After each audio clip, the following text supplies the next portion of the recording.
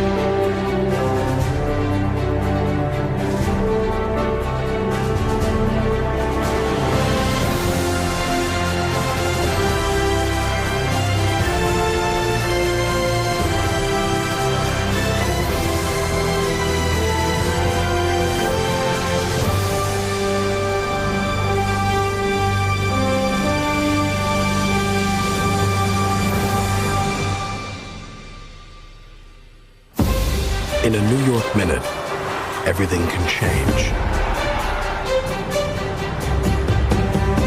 An uncelebrated understudy can be called to the spotlight and become the star of the show. And in 1990, that's exactly what happened to the New York Giants. Not once, but twice. With injuries threatening to ruin the season, two forgotten, most improbable runs in NFL history. The Giants' Super Bowl 25 victory in Tampa was an event no one saw coming, except for Ottis Anderson, 15 years earlier, while at the University of Miami. I said, you know, if I ever played in the Super Bowl and was in the state of Florida, I'd be the most valuable player. Now, I made that statement not knowing that I was going to get drafted by the Cardinals. In 1979, O.J. Anderson was the Cardinals' first-round pick. Reminding many of another O.J. who wore number 32, he broke the record for the most rushing yards in a rookie season. Despite his winning Rookie of the Year honors, the team finished in last place. In Anderson's 8th season, not much had changed. He was still their top running back, and the Cardinals started 0-4. In Week 5, they faced the Giants and Anderson's college teammate, Jim Burt. During the game, Burt would always say things to me, like, you know, I bet you wish you was on this team. You won't have to take all this punishment. And after the game, he comes up to me and he asks the question, what would you think if I could get you? He said if I could get you to be a Giant. And I looked at Burt and I smiled. I said, Burt, I appreciate the offer, but there's no way that the Cardinal would trade me to the Giant. I'm the franchise. No way you trade your franchise player. After the Cardinals lost to drop to 0-5, Anderson was excused from practice to answer a phone call in the training room. I said, hello? And his voice said, hey, kid. I said, hello? He said, hey, kid. I said, how you doing? He said, fine. I said, who is this? He says, Coach Parcells. Do you want to trade? Yeah. I see a good joke, and I hung up the phone. Click, like, yeah, right. And then I turn around and looking at the trainers and going, you guys are good. I mean, this is one of the best practical jokes you guys have done all year. This takes the cake. Anderson would learn the phone call and the trade were real. The Cardinals now believed he had become a locker room cancer with declining skills. They sent him to the Giants for 2 undisclosed draft picks. Did you guys feel like he was already reached his peak? He was on the downhill side? Oh, I don't think there's any question. We got him for insurance purposes. That's what he was told. Backups assumed center stage and led one of the... This guy's got a few pelts on his horse, you know. Anderson went from O.J., number 32, the Cardinals' franchise back, to Ottis, number 24, the Giants' disenfranchised backup.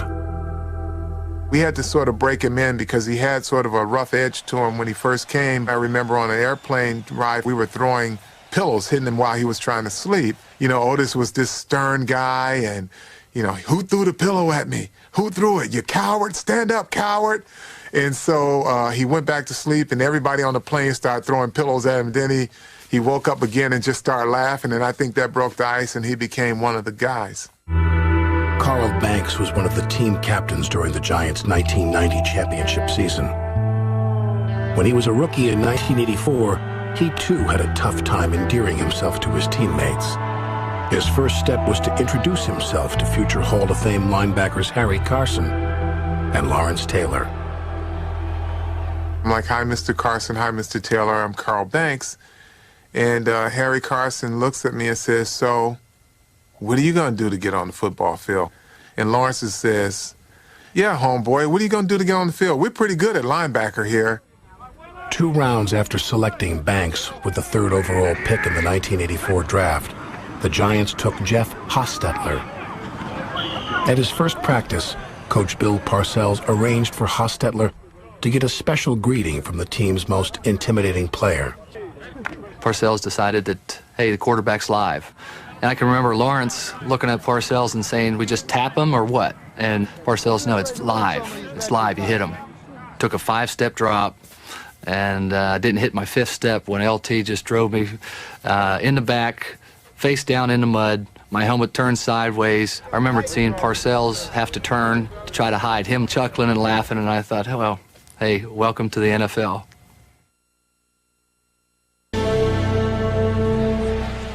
Otis Anderson and Jeff Hostetler were on the Giants' 1986 championship team, but hardly played.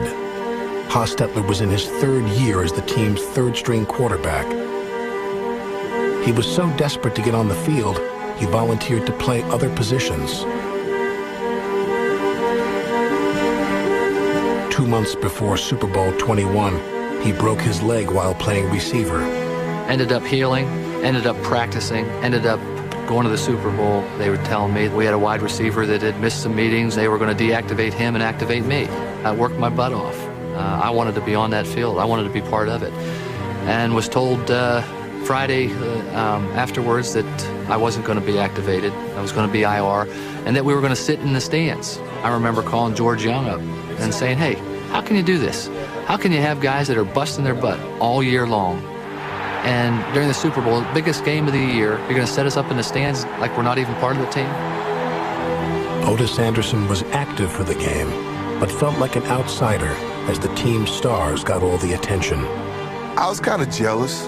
I'm going to say that, and I meant it that way, because I knew I'd done a lot in the NFL, and here's my opportunity to be in the Super Bowl and really don't have a role.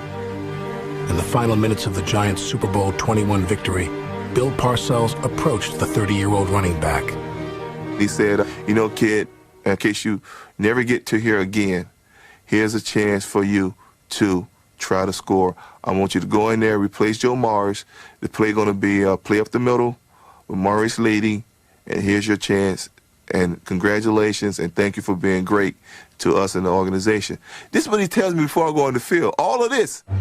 Sims, there goes Otis Anderson. He's got a touchdown. There's Parcells' payback to O.J. for being patient. I jumped up and I went to smack the ball for excitement and kept the ball.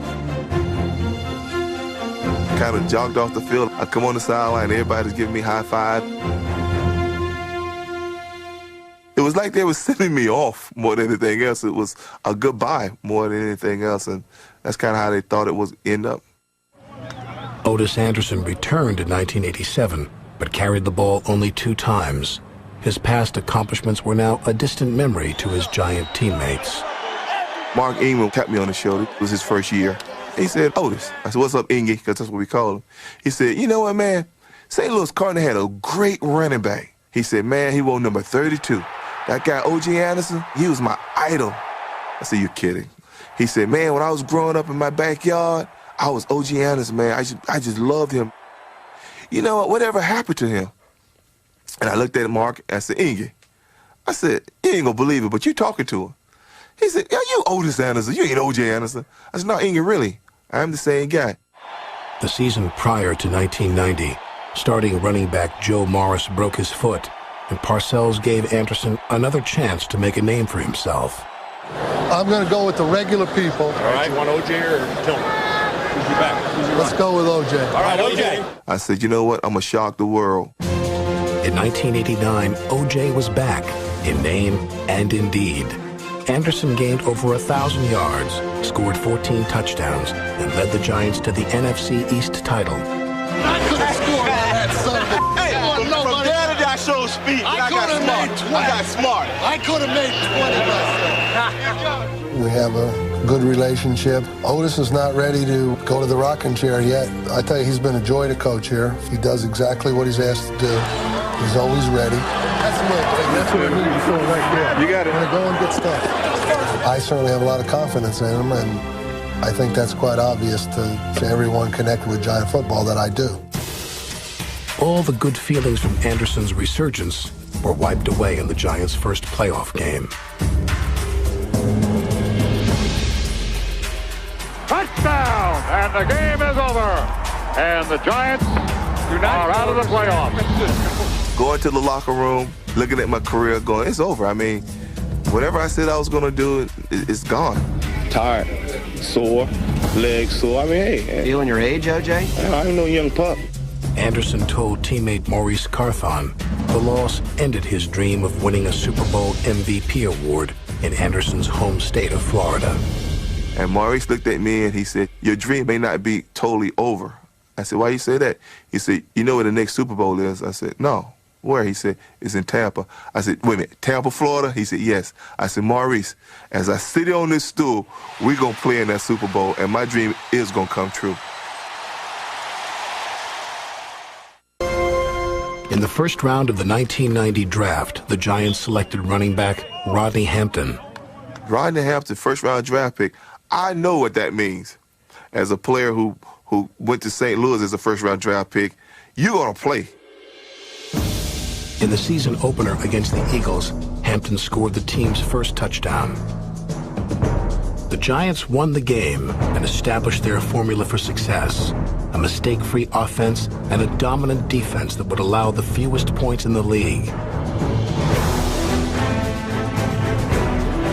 One of our big sayings that year was to make our opponent quit. In some cases, it took about a quarter. In other cases, it would take 3 quarters, but we could come off to a man and you'd hear guys say, my guy just quit. We got it. The man Bill Parcells entrusted to run the defense was coordinator Bill Belichick. You with me, Carl?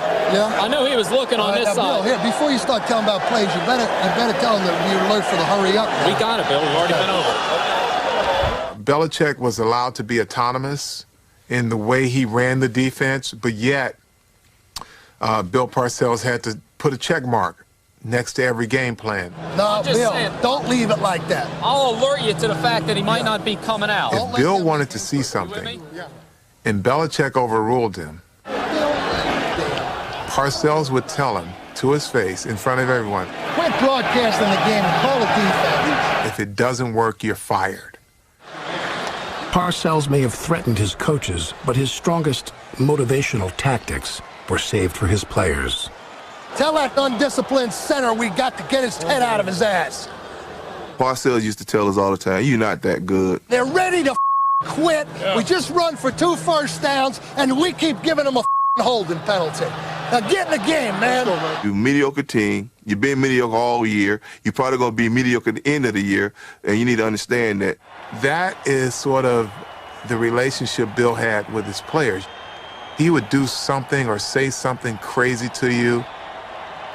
It affected players differently. I went through a long period where Parcells and I, we literally hated each other for about an hour a day. I know some players to this day that just don't like Bill Parcells, but they played hard for him. When Carl Banks dislocated his wrist prior to Week 6, Parcells challenged him without having to say much at all. I was certain I couldn't play. Bill asked me, he says, do you think you can play? He would never pressure you. He would look you in the eye. If you told him you could go, he expected your 100% best. If you couldn't, he wouldn't be upset with you, but the unspoken peer pressure put added pressure on a guy who was a competitor.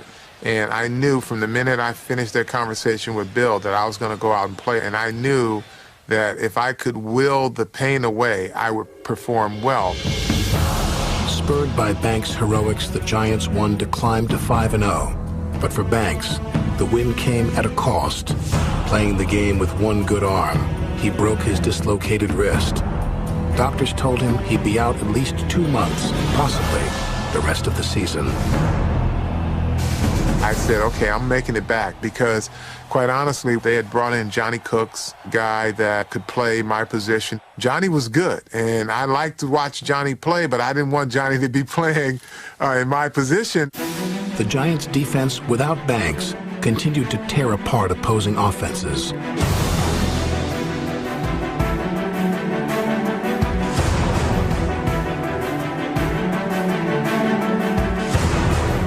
Phil Simms became the league's top-rated passer. The Giants continued their torrid start and ran their record to 10-0. The team looked invincible, but Parcells was not convinced. First of all, we're not back on top. We're currently leading our division, which is a very tenuous position. Parcells' skepticism seemed justified the next week. The Giants were soundly beaten by the Eagles to drop to 10-1.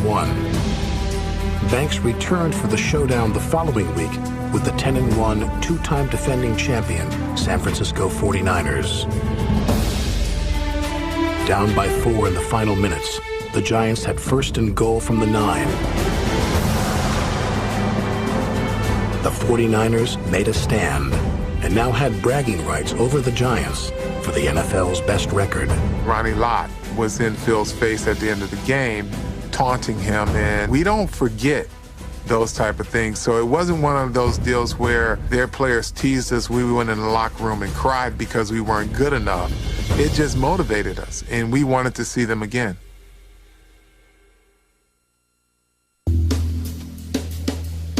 Martin Luther King used to always talk about the mountaintop. I had made it to the mountaintop and it couldn't be taken away from me. NFL Network celebrates Black History Month with 2 new shows. A roundtable look at the experience of African-American athletes in the NFL and a look at the history of black quarterbacks. Fields of Glory Roundtable and the history of the black quarterback, Wednesday night on NFL Network.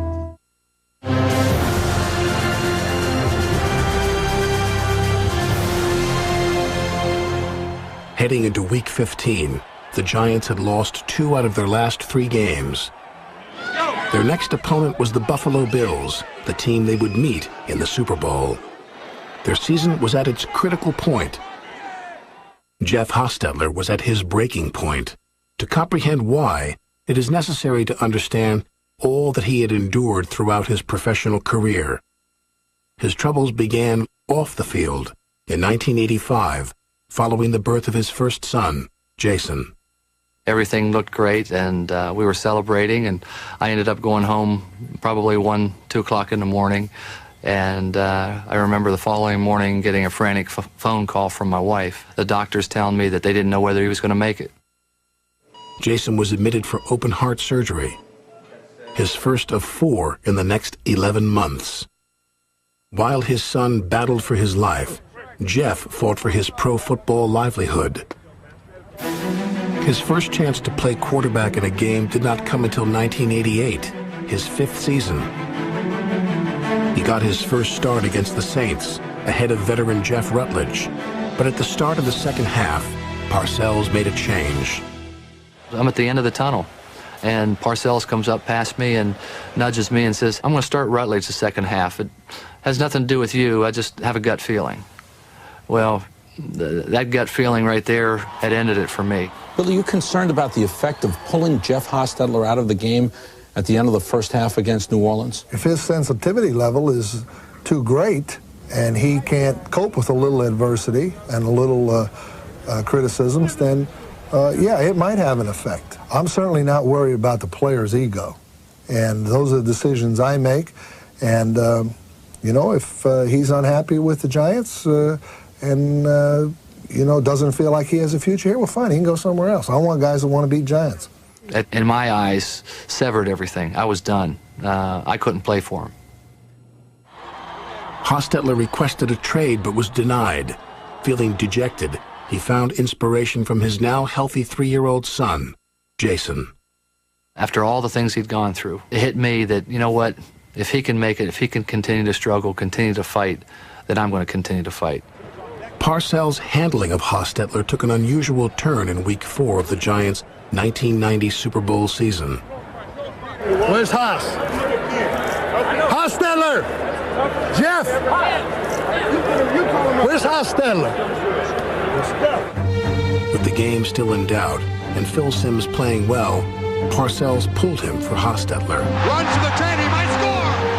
Touchdown! I think he was testing me. I think he was testing my preparation. He was testing me whether I was ready to go at a moment's notice. The man's kind of like a genius, how you can just figure out scenarios before they happen. 3 weeks later, with the Giants halfway to their 10-0 start, Simms was injured against the Cardinals. Hostetler entered the game and, down 19-10 with 6 minutes left, sparked an improbable comeback. Throws everything way down for Baker, baby! There we go, 3 seconds to go. The ball spotted at the 30. It goes up. It's got the distance. It's good! To come from behind by 9 points with less than 6 minutes to go was huge. I think I proved a lot to not only the coaching staff and Parcells, but I think I proved a lot to, my fellow teammates. Hostetler's moment in the sun was eclipsed the very next week. A healthy Simms was back as the starter, and Hostetler returned to not playing at all. For the Giants' backup quarterback of nearly 7 seasons, it was more of the same, and more than he could take. 7 to 8 weeks go by, and I've just had it. I mean, you think about it, 6.5 years, how long 6.5 years is? Over 2,000 days. I remember coming home after Friday practice, no reps again, sat down at the dinner table with my wife. I can remember telling her, that's it, I'm done. I'm absolutely done, I've had it. End of the year, we're moving, taking everything, I'm done with football, I'm retiring. I've had it. And I felt like I'd finally reached the end. I felt like I'd reached the bottom. There wasn't any more, any further that I could go. And I felt disappointed. I felt empty, but I couldn't handle it anymore. When Sunday comes along and it's raining, I'm soaked. I'm probably the coldest that I've been the whole season. We're playing the Bills. And all of a sudden, Phil goes down. And I'm thinking, get up, Simms. Don't give me none of that. You come out now, I'll kill you. I felt like it was going to be the same old thing. I'd have to go in for a little bit, and then he'll be back. Didn't realize what the extent of Phil's injury was, and didn't realize that right in front of me was the opportunity that I've been waiting for. This time, Hostetler could not complete the comeback. The team lost for the 3rd time in 4 games. For most of the 1990 season, Otis Anderson split time at running back with number 27 rookie Rodney Hampton. By the end of the season, Hampton was the clear-cut starter. Anderson, despite gaining 784 yards and scoring 11 touchdowns, was primarily a short yardage back. Jeff Hostetler was now the starting quarterback. With Hostetler in command, the Giants finished the regular season with a pair of unimpressive 3-point wins against 2 of the worst teams in the league. Are you concerned in any way about the way the Giants ended up the season, the way they played? I am somewhat concerned because they were not playing with a whole lot of emotion. You cannot just switch it on and switch it off, contrary to what a whole lot of people think. They wrote us off. I think the media just felt that we just weren't good enough, and we were just a team waiting to lose. Nobody on the bandwagon. Everybody was a pessimist. Everybody was a naysayer. Everybody was, hey, look what you got at quarterback. Here's your weak link. He's never going to be able to do it. Everybody's trying to stir that up around here. Who's sitting, who's playing. I don't really give a I gotta tell you the truth. It's unbelievable. That's why sometimes I call you guys commies? That's why. It's that stuff right there. There it is. Subversive from within. A lot of people outside of our locker room didn't realize everybody rooted for Jeff Hostetler. He stood in special teams huddles. He ran scout team in practice. The guy did everything, so he was every man's man. The Giants may have believed they could win with Hostetler, but entering their first playoff game, Not every player had the look of a champion. I made the mistake of putting on my practice pants because they looked like my game pants. Had my ankles taped, had my shoes taped on. So for me to get totally undressed to start all over, I said, I'm not going to do it. I'm going to keep on my practice pants. And the chances are I'm not going to play anyway. While Anderson believed his time had passed, Hostetler made certain he savored every moment from the biggest game of his life to date. I can remember the first offensive snap. Everything stopping, everything was silent, and looking and seeing Mike Singletary right over top me and saying, man, those eyes are that big. Hostetler stared down the Bears' vaunted defense and threw 2 first-half touchdowns. But all was not well with the Giants' offense. Rodney Hampton had injured his leg. I'm on the sideline, in my practice pants, saying to myself, there's no way in the world I'm going to play. And then they tell Bill, they said, Bill, Rodney's out. He said, well, give me O.J. Playing in his practice pants, Anderson carried the ball 21 times, gained 80 yards, and paved the way for Hostetler's 3rd touchdown by blocking William the Refrigerator Perry.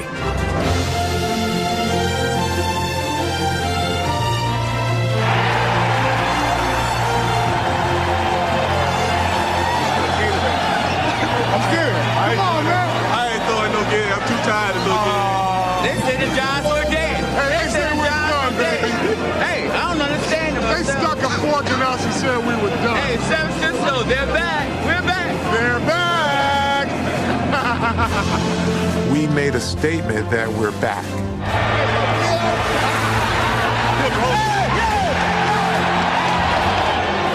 Got one more? One more. Nobody thinks we can win, you know. By the title, they didn't give us a chance in this one.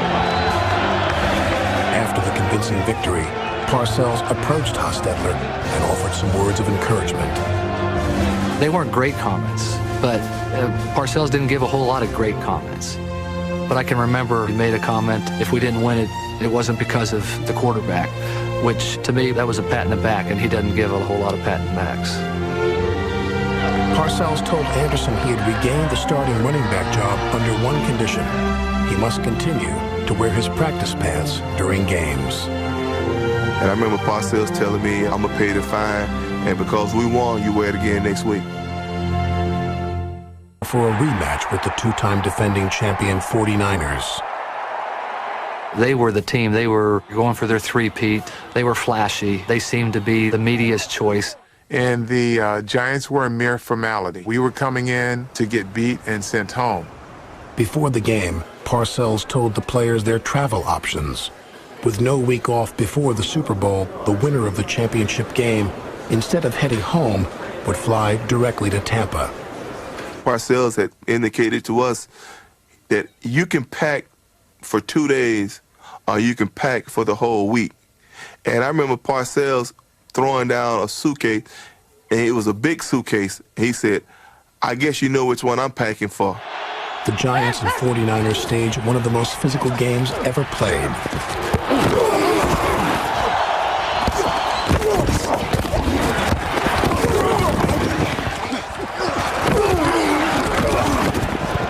In the fourth quarter, with the 49ers leading 13-9, former Giant Jim Burt landed what appeared to be the decisive blow.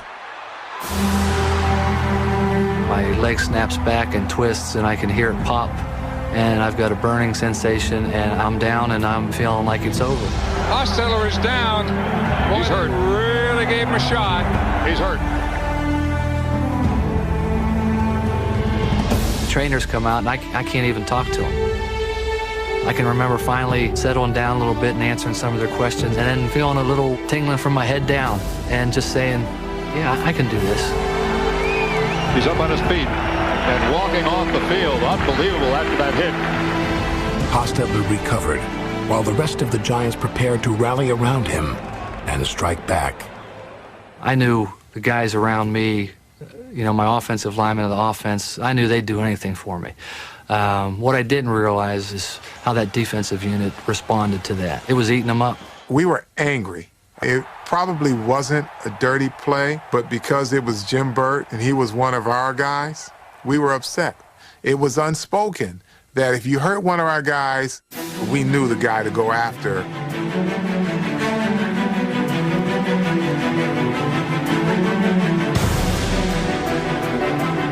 If you watch that particular play, Leonard Marshall's blocked. He's down on the ground. He's down on the ground and never stops.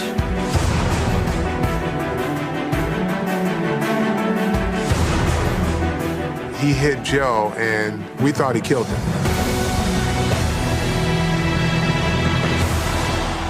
Steve Young came in for the 49ers' final drive and needed only 2 first downs to run out the clock.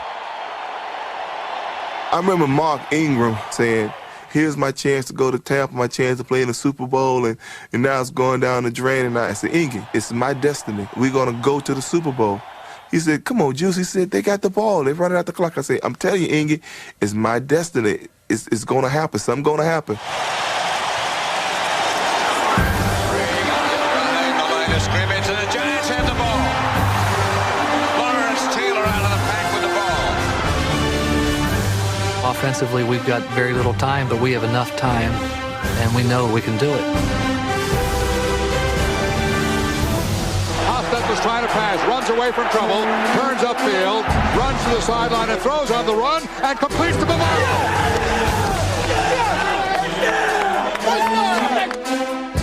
Jeff Hostetler passed the Giants into field goal range and a step closer to their date with Otis Anderson's destiny.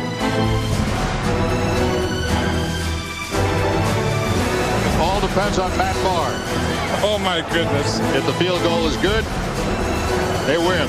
And I can actually still see the laces coming back. I knew if I got it down, it was good. Kick is away. It's got the distance. It is.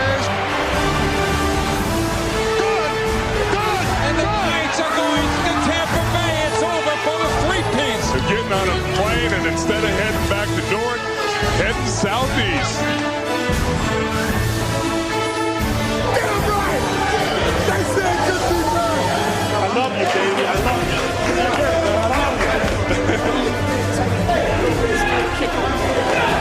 To be able to go in to Candlestick Park to end the three-peat for the 49ers, to do something that everybody said, no way in the world's going to happen. Phenomenal feeling. They keep on telling me I can't, and, I'm going to the Super Bowl. So the quarterback who could not get on the field was now New York's most sought-after star.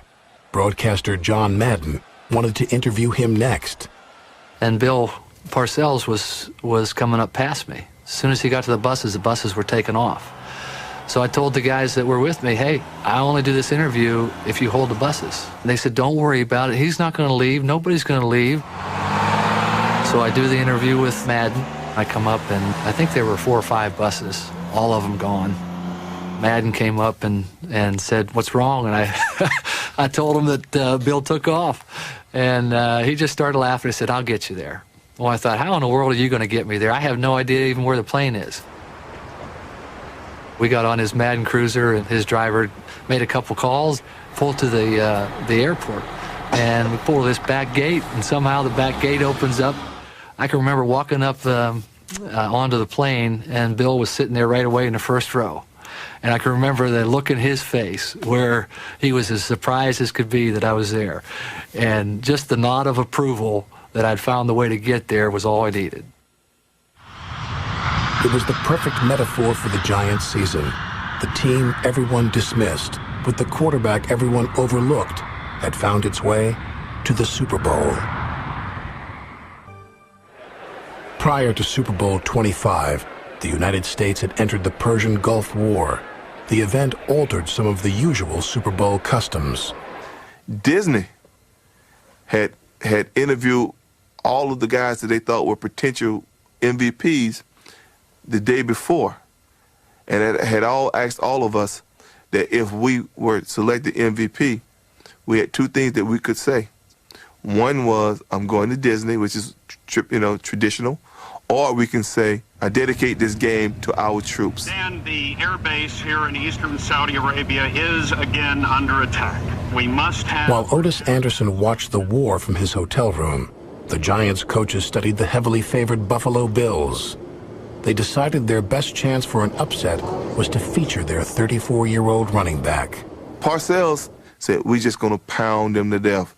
And we want to know what plays you're comfortable with, because we're going to run those 15 to 30 times a game until we wear them down. He said, how do you feel about that?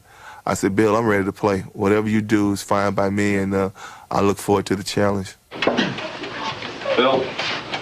Big night. Bill Belichick's challenge was to slow down the Bills' offense.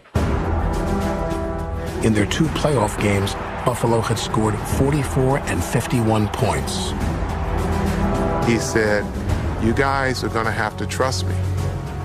In order for us to win this football game, Thurman Thomas is going to have to gain 100 yards rushing. And, you know, guys are grumbling because it's like pride. It's like, are you out of your mind? We're not letting this guy get 100 yards. And then he brings it back to reality for us. Belichick explained that he planned to employ a defense designed to punish the Bills' receivers and prevent yards after the catch at the expense of stopping the run. And then he just kind of paused and said, are you guys with me on this game plan? Okay, we're with you.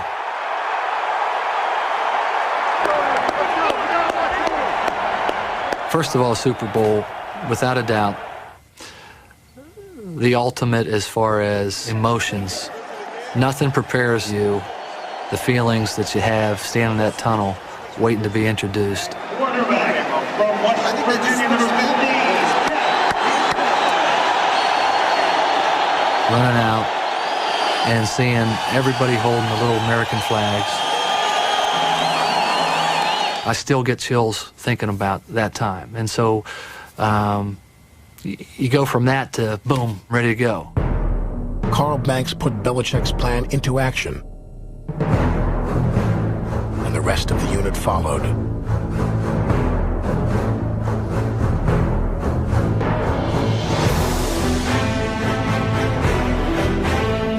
The Bills' defense countered by attacking Hostetler.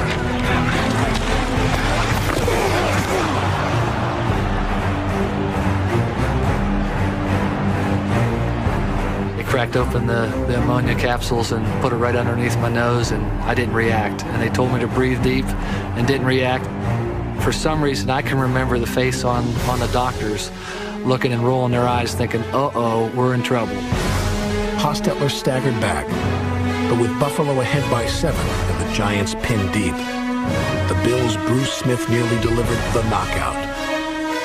As I'm dropping back, Otis comes in a little too tight, trips me up, and then all of a sudden I felt this big old mitt on my wrist. I didn't lose the ball, was able to bring it back into my body. You know, they came up with a safety, but they easily had 7, which might have put an end to the game. With less than 4 minutes left in the half, the Giants regained possession at their own 13. We needed to score. Our defense had been doing a real good job. We had to do our part. 2 former backups, Hostetler and Anderson, then led 2 of the most impressive drives in Super Bowl history.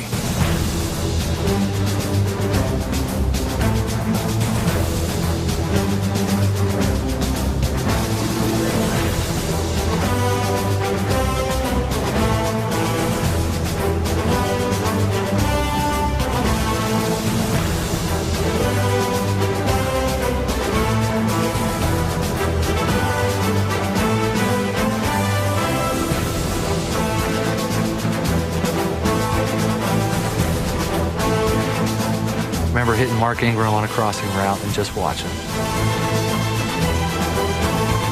He's got Ingram for maybe a first down. He'll try to the 20. Yes, he got it. What effort. You know, everybody saw it. Everybody felt it. You know, we just knew. After an 87-yard drive to end the first half and a 9.5-minute possession to begin the second, the Giants were ahead. But as the game went on, Marv Levy and his staff realized that Thurman Thomas could run the football, and we were conceding the run. running play. Thurman Thomas breaks it at the 25. Still on his feet at the 20. Gets down to the 15, the 10, the 5, and scores! 31-yard touchdown run! With just over 2 minutes left, the Bills trailed by 1 and began driving for the game-winning field goal. Our defense at that point was bend but don't break because we couldn't change it. I can remember just watching once they crossed the 50, thinking, that's trouble. I'm on the sideline saying, please, Lord, stop him. This is my destiny. You know, I predicted it. Here's my chance. Don't let this be taken away from me. With 8 seconds left, the Bills had reached the New York 30.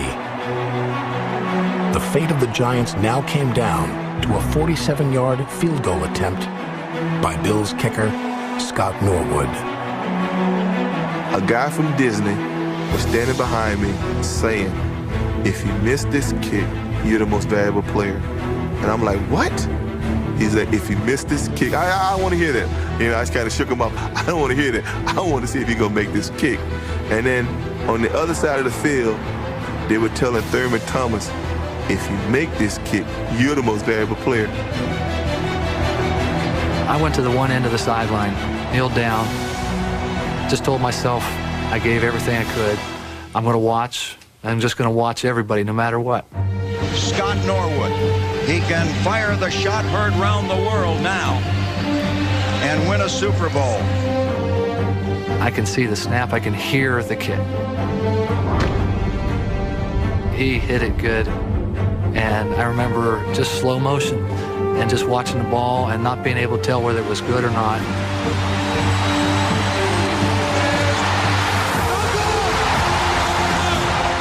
From my angle I had, it looked good.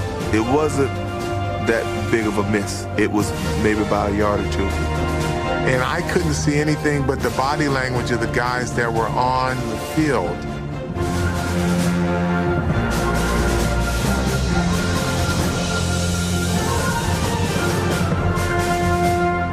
When our guys started jumping up, it was just,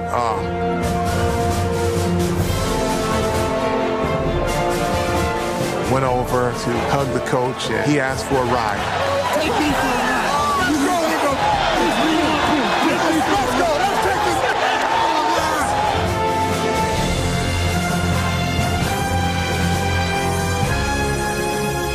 The Giants coaching staff had masterminded the perfect upset. Belichick's defensive game plan now resides in the Hall of Fame. The offense set a Super Bowl record for time of possession, and Anderson gained a season-high 102 yards and achieved his destiny. I lost it. I jumped. I went running. I went yelling on the field. We did it. We did it. We did it.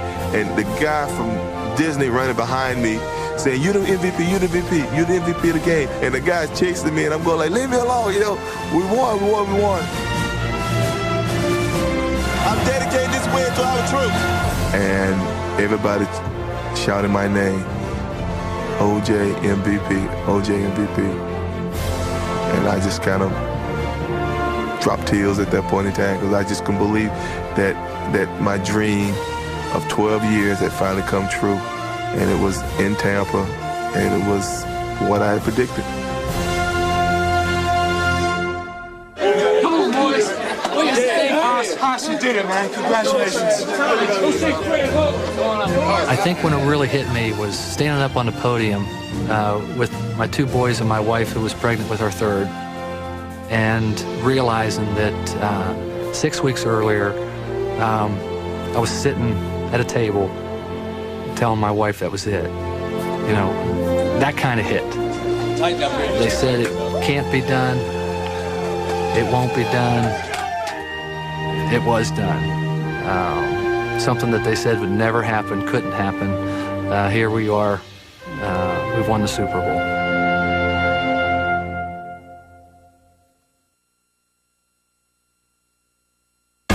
For additional video content, photo galleries, and more from America's Game, visit NFL.com/America's Game.